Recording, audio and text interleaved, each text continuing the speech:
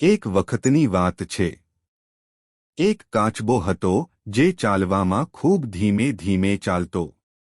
જ્યારે પણ ચાલતો ત્યારે કપકપિયો કપકપિયો એવો અવાજ આવતો.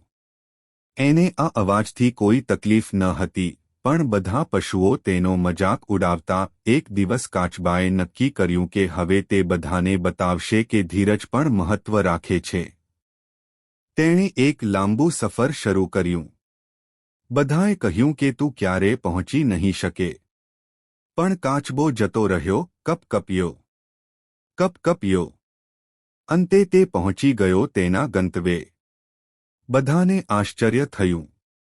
બધાએ શીખ્યું કે ધીરજ, હિંમત અને સતત પ્રયત્નથી કોઈ પણ લક્ષ્ય હાંસલ કરી શકાય છે.